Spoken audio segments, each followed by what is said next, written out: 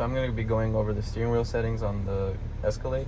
So these arrows right here is going to actually toggle between your favorites. So if you click here, it's going to toggle between the favorites that you have saved on Sirius XM, FM, and AM radio.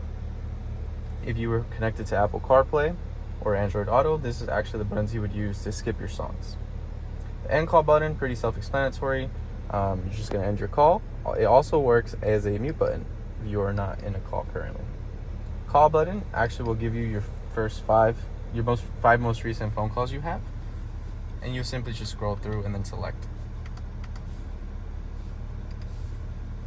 This voice command button is going to be your way of getting your Google Assistant. So there's going to be 3 different ways you can access your Google Assistants. You can click the Google Assistant app on the car, click here, and if you ever wanted to get out of this, you would just click end call or simply say, "Hey Google."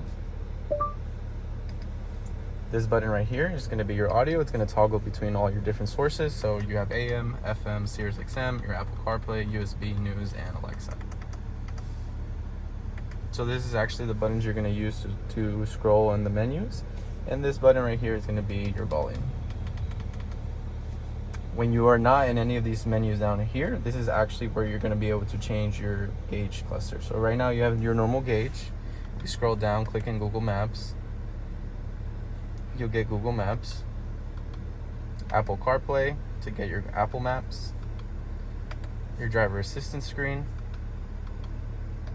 night vision, which works best at night, obviously, and then AR camera, which will give you the ability to see what's in front of you while you're driving.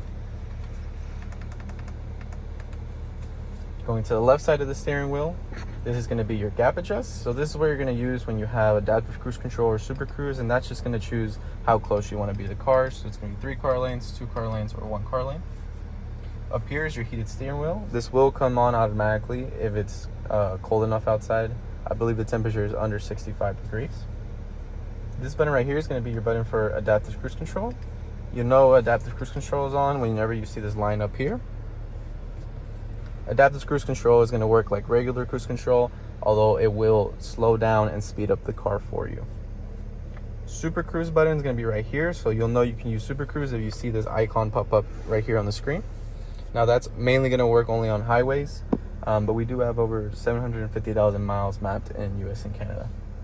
And the way that's going to work, it's going to work exactly like super cruise, but it's going to center the car for you, change lanes automatically, and give you the ability to drive completely hands-free.